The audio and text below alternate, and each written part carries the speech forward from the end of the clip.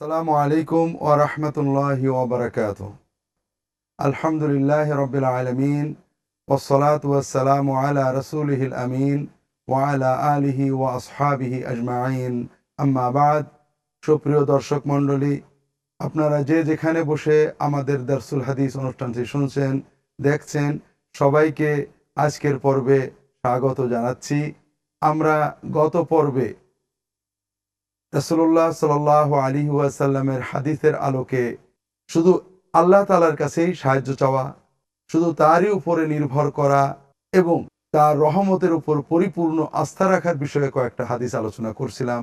আমরা দেখছিলাম যে রাসূলুল্লাহ সাল্লাল্লাহু আলাইহি ওয়াসাল্লাম শিক্ষা দিয়েছেন, ইযাস্তাআনতা ফাস্তাইন বিল্লাহ, যদি চাইতে হয় তাহলে শুধু আল্লাহর কাছেই চাইবে, যদি প্রার্থনা করতে হয় শুধু আল্লাহর কাছেই প্রার্থনা করবে। আর দ্বিতীয় যে বিষয়টা, তোমার ইয়াকিন থাকবে যে আল্লাহর ইচ্ছার বাইরে তোমার মঙ্গল অমঙ্গল কেউ করতে পারে না, আল্লাহর ফয়সালাই চূড়ান্ত। এ দুটো বিষয় আমরা বিস্তারিত হাদিসের আলোকে আলোচনা করেছি। আজকে আল্লাহ তাআলার কাছে কিভাবে চাইতে হয়, শুধুই আল্লাহর কাছে চাইতে হয়, এর উপরে আমরা একটা লম্বা হাদিস, দীর্ঘ হাদিস আলোচনা করার চেষ্টা করব। আল্লাহ তাআলা তৌফিক দান করুন, আমিন। সহিহ বুখারী, সহিহ মুসলিম, অন্যান্য সকল কিতাবের হাদিসে রাসূলুল্লাহ সাল্লাল্লাহু আলাইহি ওয়াসাল্লাম আমাদেরকে বলেছেন, হযরত আব্দুল্লাহ ইবনে ওমর রাদিয়াল্লাহু তাআলা আনহু সূত্রে বর্ণিত, তিনি বলছেন রাসূলুল্লাহ সাল্লাল্লাহু আলাইহি ওয়াসাল্লাম আমাদেরকে বলেন, ইনতালাকা সালাসাতু নাফারিম মিম্মান কানা ক্বাবলাকুম হাত্তা আওয়াহুমুল মাবিতু ইলা গার। রাসূলুল্লাহ সাল্লাল্লাহু আলাইহি ওয়াসাল্লাম বলছেন, তোমাদের আগের জামানার তিনজন মানুষ দেশ ভ্রমণে বেরিয়েছিল। বিজন মরু প্রান্তরে চলতে চলতে এক সময় তারা একটা গুহার ভিতরে আশ্রয় নেয়। কেন আশ্রয় নেয়? অন্য হাদিসে বলা হয়েছে যে বৃষ্টি শুরু হয়, আশেপাশে জনবসতি কিছুই ছিল না, তারা বাধ্য হয়ে একটা গুহার ভিতরে আশ্রয় নিয়েছিল। রাসূলুল্লাহ সাল্লাল্লাহু আলাইহি ওয়াসাল্লাম বলছেন, ফানহাদারাত সাখরাতুম মিনাল জাবাল, হঠাৎ উপর থেকে একটা বড় পাথর নেমে এসে তাদের গুহার মুখে পড়ে ফানসাদ্দাত আলাইহিমুল গার, তাদের গুহার দরজাটা সম্পূর্ণ বন্ধ করে দিল, তারা একেবারে গুহার ভিতরে আটকা পড়ল। আমরা সহজে অনুভব করতে পারছি এই তিনজন মানুষের জীবন্ত কবর হয়ে গেল। বিজন মরুভূমির প্রান্তরে, পাথুরে পাহাড়ের ভিতরে, পাহাড়ের গুহার ভিতরে উপরে একটা পাথরে আটকা পড়ে গেছেন, কোনোভাবেই যে পাথরকে নড়ানো যায় না। এই তিন ব্যক্তি একটু আগেই যারা জীবনের কল্পনা করছিলেন, পিতামাতার কথা গল্প করছিলেন, সন্তানের কাছে ফিরে যাওয়ার স্বপ্ন দেখছিলেন, মুহূর্তের ভিতরে তারা নিজেদেরকে মৃত হিসেবে গণ্য করলেন, আর জীবনে কারোর সাথেই দেখা হবে না। বড় ভয়ঙ্কর বিপদ, জীবিত অবস্থায় মৃত্যুর জন্য অপেক্ষা করার মতো বিপদ। এই বিপদে তারা কি করলেন আর বিপদ থেকে উদ্ধার পেলেন কি করে? মুমিন কিভাবে বিপদে পড়লে উদ্ধার পাবে, রাসূলুল্লাহ সাল্লাল্লাহু আলাইহি ওয়াসাল্লাম আমাদের শেখালেন। আমরা একটু কল্পনা করি, যদি আমাদের দেশের কোনো মানুষ এই ধরনের বিপদে পড়তো, মুসলমান মানুষ, তাহলে প্রথমেই তার চেতনা হতো হয়তো মানত করি, অথবা কোনো পীর বুজুর্গ অন্যান্যদের ওসিলা দিয়ে আল্লাহর কাছে দোয়া চাই, অথবা কোনো পীর বুজুর্গ আলেম ওলামাকে ডাকতে শুরু করি। আমাদের দেশের অনেক মানুষ এরকম করে থাকেন। কিন্তু মুমিনের পীর বুজুর্গ আউলিয়া কেরামদেরকে মহব্বত করবে, তাদের কাছে সাহচর্যের মাধ্যমে দ্বীন শিক্ষা করবে, কিন্তু তার চাওয়া পাওয়া সবকিছু তো একমাত্র আল্লাহর কাছে। যে কথা প্রতিদিন আমরা সাক্ষ্য দিই, ইয়্যাকা না'বুদু ওয়া ইয়্যাকা নাস্তাঈন, হে আল্লাহ, শুধুমাত্র আপনারই ইবাদত করি আর শুধুমাত্র কেবলমাত্র আপনার কাছেই আমরা সাহায্য চাই। রাসূলুল্লাহ সাল্লাল্লাহু আলাইহি ওয়াসাল্লাম বললেন, এই তিন ব্যক্তি পরস্পরে কথা বলতে লাগলেন। ক্বালু ইন্নাহু লা ইউনজিকুম মিন হাযিহি সখরাতি ইল্লা আন তাদউল্লাহা বিসালিহি আমালিকুম নাদউল্লাহা বিআরজা আমালিন আমিলনাহু ফি হায়াতিনা। তারা তিনজনে বলাবলি করলেন যে আমরা যে ভয়ঙ্কর বিপদে পড়েছি, এই বিপদ থেকে উদ্ধার পাওয়ার আর কোনো পথ নেই, একটাই মাত্র পথ আছে, আর সেটা হলো আমরা আল্লাহ তাআলার কাছে ওসিলা দিয়ে দোয়া করব, আর সেটা হলো আমাদের জীবনের নেক আমলের ওসিলা, বিসালিহি আমালিনা, আমরা জীবনে যে নেক আমল করেছি, বিআরজা আমালিন আমিলনাহু ফি হায়াতিনা, আমাদের জীবনে সবচেয়ে যে আমলটা মনে হয় আল্লাহর কাছে প্রিয় হতে পারে, এই আমলের ওসিলা দিয়ে আল্লাহ তাআলার কাছে দোয়া করব। তাহলে দোয়াটা হবে কেবলমাত্র আল্লাহর কাছে, ডাকতে হবে কেবলমাত্র আল্লাহকে, এবং এই ডাকার জন্য আল্লাহ তাআলার কাছে আমলের ওসিলা দেওয়া, এটা দোয়া কবুলের অত্যন্ত বড় বিষয়। কোন আমলের ওসিলা তারা দিলেন? রাসূলুল্লাহ সাল্লাল্লাহু আলাইহি ওয়াসাল্লাম বলছেন, ক্বালা রাজুলুম মিনহুম আল্লাহুম্মা কানা লি আবাওয়ানি শাইখানি কাবীরানি ওয়া কুনতু লা আগবিকু ক্বাবলাহুমা আহলান ওয়ালা মালা। আল্লাহ, আমার পিতামাতা বৃদ্ধ হয়ে গিয়েছিলেন, আমার সাথেই বসবাস করতেন। আমার পেশা ছিল পশুচারণ। আমি আমার উট ছাগল নিয়ে মরুভূমিতে বেরিয়ে পড়তাম। সন্ধ্যায় ফিরে এসে উট ছাগল দহন করে দুধ নিয়ে ঘরে যেতাম। তবে আমার আব্বা আম্মাকে দুধ পান করানোর আগে আমি আমার স্ত্রী, সন্তান বা কাজের মানুষদের কাউকে কোনো খাদ্য খেতে দিতাম। ফানা আবি তলবুশ শাজারি ইয়াওমান। একদিন মরুভূমিতে খাদ্য ঘাসপালা খুঁজতে খুঁজতে অনেক দূরে চলে গেলাম। দূরের মরুভূমিতে যে ছাগল এবং উট ছেড়ে দিয়ে তারা খেতে লাগলো। যখন ফিরে আসলাম তখন রাত হয়ে গেল। আমি যখন দুধ দহন করে বাড়িতে ঢুকলাম তখন আমার আব্বা আম্মা ঘুমিয়ে গিয়েছে। ফাকারিহতু আন উকিদাহুমা ওয়া আন আগবিকা ক্বাবলাহুমা আহলান আও মাল। আমি যে তাদের ডেকে, বৃদ্ধ মানুষ, একেবারেই বৃদ্ধ মানুষ, হঠাৎ ঘুম থেকে ডেকে তুলবো, এটাও আমার ভালো লাগলো না। আবার আব্বা আম্মার আগে আমি স্ত্রী সন্তানদেরকে খেতে দেব, দুধ খাওয়াবো, এটাও আমার ভালো লাগলো না। আমি দুধের পাত্র নিয়ে তাদের মাথার কাছে বসে থাকলাম যে তারা ঘুম থেকে উঠলে আমি তাদেরকে দুধ খাওয়াবো এবং তারপরে আমি সন্তানদেরকে দুধ খাওয়াবো। এভাবেই চলতে লাগলো। রাত পুড়িয়ে গেল। বাচ্চাগুলো আমার পায়ের কাছে কাঁদতে কাঁদতে ঘুমিয়ে পড়লো। সকালবেলা আব্বা আম্মা ঘুম থেকে উঠলেন, আমি তাদেরকে দুধ খাওয়ালাম। তারপরে আমি সন্তান, স্ত্রী, অন্যদেরকে দুধ খেতে দিলাম।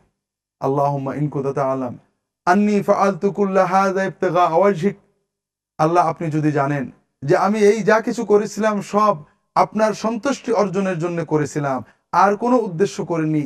আপনি আব্বা আম্মাকে স্ত্রী সন্তানের চেয়ে বেশি মর্যাদা দিলে আপনি খুশি হন। আব্বা আম্মার খেদমত করলে আপনি খুশি হবেন। আব্বা আম্মার খেদমতের মাধ্যমে আপনাকে খুশি করার জন্যই যদি কাজটা করে থাকে, আপনার পছন্দ হয়ে থাকে, আমার এই কাজের ওসিলায় আমাদের এই যে বিপদে পড়েছি, ভয়ঙ্করতম বিপদ, এই বিপদ থেকে আপনি আমাদেরকে উদ্ধার করে দেন। আর এই কথা বলার সঙ্গে সঙ্গে ফানহাদাতের সখরাতু কালিলান, এই পাথরটা একটু সরে গেল, কিন্তু তাদের তিনজনের বেরোনোর মতো পথ হলো না।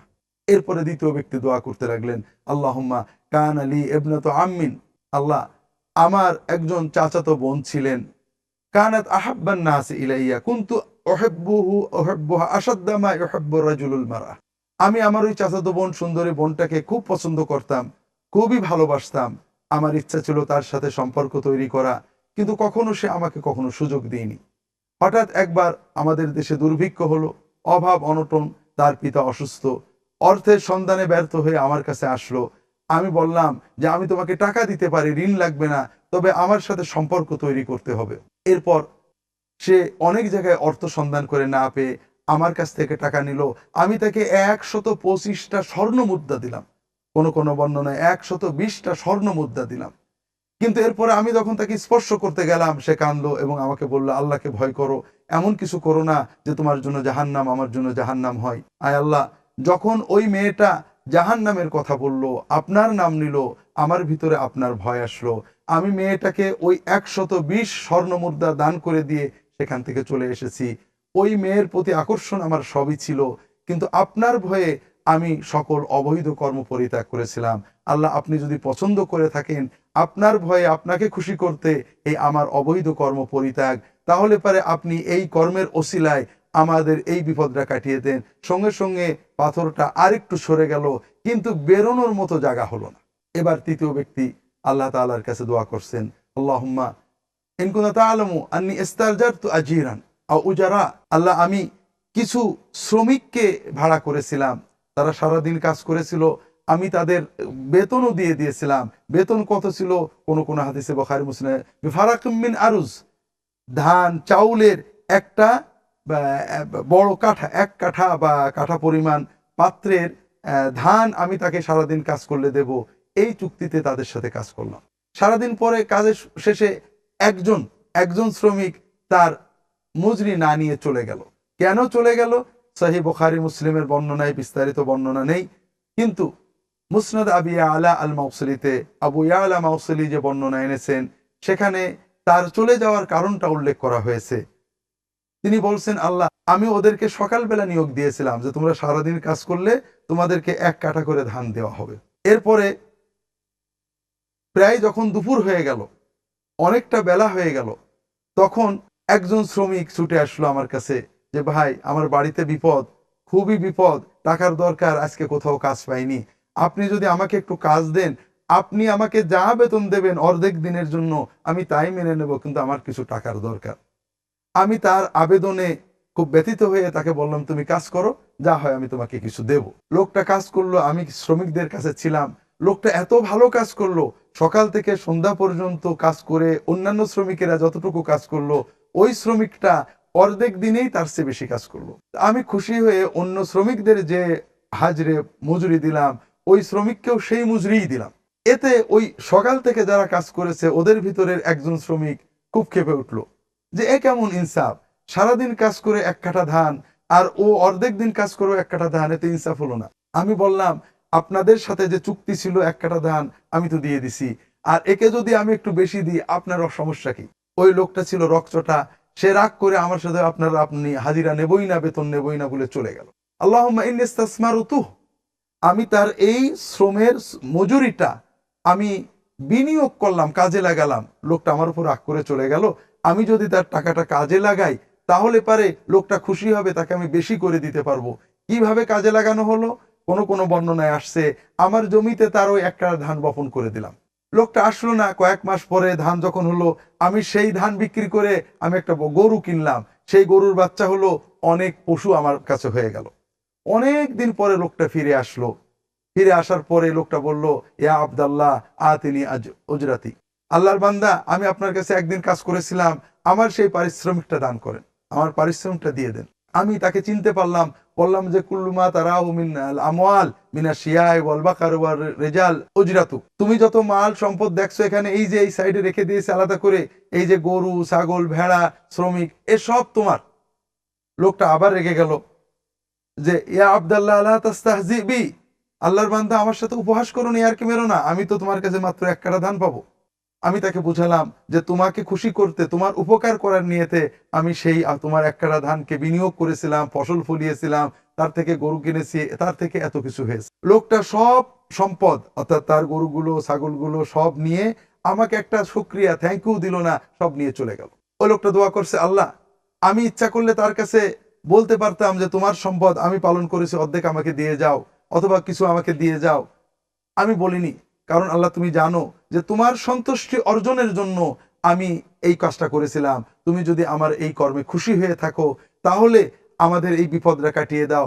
সঙ্গে সঙ্গে পাথরটা আরেকটু সরে গেল, পথ ফাঁকা হয়ে গেল, তারা তিনজন গুহা থেকে বেরিয়ে পড়লেন। সম্মানিত দর্শক, আমরা এখানে বুঝতে পারছি কয়েকটা বিষয়। প্রথম যে বিষয় বুঝতে পারছি যে বিপদে পড়লে তো ডাকতে হবে একমাত্র আল্লাহ তাআলাকেই। আমরা জানি হযরত ইউনূস আলাইহিস সালাম কঠিনতম বিপদে পড়েছিলেন। এই তিনজন যেমন জীবন্ত কবরে চলে গিয়েছিল, হযরত ইউনূস আলাইহিস সালাম জীবন্ত কবরে চলে গেছিলেন। বিশাল মাছ তাকে গিলে ফেলেছে, জীবন্ত পেটের ভিতরে চলে গিয়েছেন। কিছু সময়ের ভিতরেই অক্সিজেন বন্ধ হয়ে পরিপাক ক্রিয়ার মাধ্যমে তিনি মৃত্যুবরণ করবেন, তার আর কিছুই থাকবে না। এই কয়েক মুহূর্তে যে সময়টুকু পেয়েছিলেন তিনি আর কোনো চিন্তা করেননি, কোনো ওসিলার চিন্তা করেননি, কারোর দিকে মানতের চিন্তা করেননি। তিনি বলেছিলেন লা ইলাহা ইল্লা আনতা সুবহানাকা ইন্নী কুনতু মিনাজ জালিমিন। আয় আল্লাহ আপনি ছাড়া কোনো মাবুদ নেই, অর্থাৎ চাওয়ার মতো, দেওয়ার মতো, বিপদ কাটানোর মতো, আশ্রয় চাওয়ার মতো কেউ নেই। আমি অন্যায় করেছি, আপনি আমাকে বিপদ থেকে উদ্ধার করেন। সম্মানিত দর্শক, তাহলে ইউনূস আলাইহিস সালাম যেভাবে কঠিনতম বিপদে পড়ে শুধুই আল্লাহর দিকে মুতাওয়াজ্জা হয়েছিলেন, আল্লাহর কথাই চিন্তা করে আল্লাহর কাছে সাহায্য চেয়েছিলেন, ঠিক তেমনই রাসূলুল্লাহ সাল্লাল্লাহু আলাইহি ওয়াসাল্লাম আমাদেরকে শেখালেন যে কঠিনতম বিপদে পড়েও অন্য কারোর চিন্তা করার সুযোগ মুমিনের থাকতে পারে না। মুমিন একমাত্র সাহায্য চায় আল্লাহ তাআলার কাছে। তাই এই তিনজন আল্লাহ তাআলার কাছে সাহায্য চেয়েছে এবং আল্লাহ তাআলার কাছে সাহায্য চেয়ে তার নাজাত পেয়েছে। বড় কষ্ট লাগে যে আমরা সমাজে অনেক গল্প শুনি যে অমুকের কাছে সাহায্য চেয়ে, অমুক মাজারে মানত করে, অমুক দরগায় যে, অমুক ঠাকুরের কাছে যে অনেকের বিপদ কেটেছে, এটা হয়েছে সেটা হয়েছে, খুঁজতে গেলে পাওয়া যায় না। সত্য মিথ্যা আল্লাহ জানে, মানুষের লোক আচার লোক কথা আমরা বিশ্বাস করি। অথচ আল আমিন আস-সাদিক মুহাম্মদুর রাসূলুল্লাহ সাল্লাল্লাহু আলাইহি ওয়াসাল্লাম বলছেন যে একমাত্র আল্লাহর কাছে চেয়ে মানুষ মুক্তি পেয়েছে, সকল বিপদ কেটে গেছে। আল্লাহ কোরআন কারিমে আমাদেরকে শিখিয়েছেন যে একমাত্র আল্লাহর কাছে চেয়ে মানুষ সকল বিপদ থেকে মুক্তি পেয়েছে। কিন্তু দুর্ভাগ্যবশত আমরা আল্লাহর এবং আল্লাহ রাসূল সাল্লাল্লাহু আলাইহি ওয়াসাল্লামের কথাটাতে আস্থা আনতে পারি না, সাধারণ মানুষদের কথায় আস্থা আনি। আমাদের ইমানের দুর্বলতার একটা বড় দিক যে কোনো বিপদ হলেই আমরা তাড়াহুড়ো করি, ব্যস্ত হয়ে পড়ি, অন্য মানুষের কাছে যাই, কবিরাজের কাছে যাই, ফকিরের কাছে যাই। বিপদ আপদে আল্লাহকে ডাকতে হয়। চিকিৎসা, জাগতিক সাহায্য এগুলো আমরা করব, কিন্তু অলৌকিক কিছু পাওয়ার জন্য তন্ত্র মন্ত্র নয়, আল্লাহর কাছে চাইতে হয়। আল্লাহর কাছে চাইলে কি লাভ? প্রথম কথা যে আল্লাহর কাছে বিপদে চাইলে আমরা এই যে চাওয়া সবচেয়ে বড় ইবাদতের মাধ্যমে এই বিপদও আসে, বিপদ চলে যায়, কিন্তু এই ফাঁকে আমরা আল্লাহর ওলি হয়ে যাই। অর্থাৎ আমরা যে শুধু আল্লাহর কাছে চাইলাম, কাঁদতে লাগলাম, সেজদায় যে হাত তুলে, এই যে আল্লাহর দিকে আমাদের মনটা রুজু হলো, আমরা আল্লাহর ওলি হয়ে গেল। আর দ্বিতীয় যে লাভটা হয়, বিপদরা কেটে যায়, যেটা কোরআন এবং সুন্নাহ সাক্ষী দিচ্ছে। দ্বিতীয় যে বিষয়টা আমরা হাদিস থেকে জানতে পারলাম, যে রাসূলুল্লাহ সাল্লাল্লাহু আলাইহি ওয়াসাল্লাম আমাদেরকে শেখালেন যে বিপদে আমরা আল্লাহকে ডাকবো। যদি আমাদের মনের আবেগ থাকে, আমরা ওসিলা দেব কিসের? আমাদের জীবনের নেক আমলগুলো। আসলে আমরা মনে করি আল্লাহ এবং বান্দার মাঝখানে কোনো মধ্যস্থ লাগে, এইটা হলো শিরক। তবে শেখার উপকরণ লাগে। একজন উস্তাদের কাছে যে শিক্ষা করা, পীর সাহেবের কাছ থেকে শিক্ষা করা, আলেমের কাছে শিক্ষা করা, এগুলো উপকরণ। মধ্যস্থ, ওসিলা শব্দটাই আমরা ভুল বুঝি। ওসিলা শব্দটা আরবিতে এর অর্থ হলো নৈকট্য। আমরা পর্যায়ক্রমে ইনশাআল্লাহ ব্যাখ্যা করব। আর নৈকট্যের উপকরণকেও অনেক সময় ওসিলা বলে। আমরা আল্লাহ তাআলার কাছে যাইতে, আল্লাহ তাআলার কাছে চাইতে যে ওসিলা দেব সেটা হলো নেক আমল, আমার কর্ম। অন্যের কর্মের ওসিলা দিয়ে কেউ নাজাত পায় না।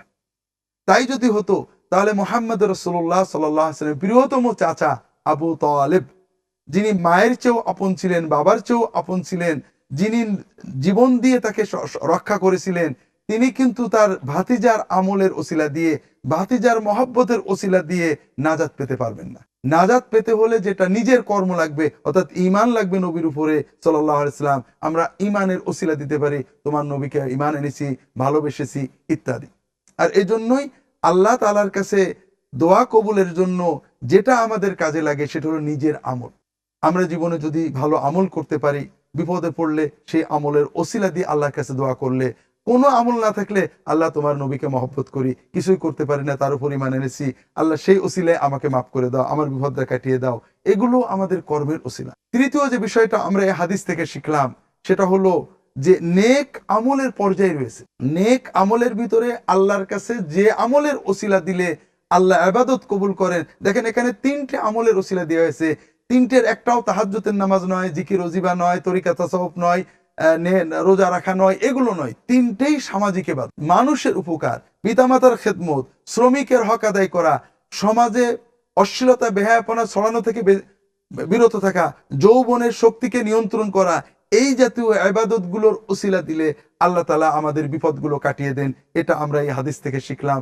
ইনশাআল্লাহ এই যে জনকল্যাণমূলক কাজের কত বরকত, জনকল্যাণমূলক কাজে মানুষের খেদমতে, পিতামাতার খেদমতের মাধ্যমে আমরা কত কিছু পেতে পারি, এ বিষয়ে পরবর্তী আলোচনায়, পরবর্তী পর্বে ইনশাআল্লাহ আমরা আলোচনা করব। আল্লাহ তাআলা আমাদেরকে তৌফিক দান করুন। আমা তৌফিক ইল্লা বিল্লাহ। আল্লাহুম্মা সাল্লি আলা মুহাম্মাদিন নবিয়্যিল উম্মি ওয়া আলা আলিহি ওয়া আসহাবিহি আজমাইন। আসসালামু আলাইকুম ওয়া রাহমাতুল্লাহি ওয়া বারাকাতুহু।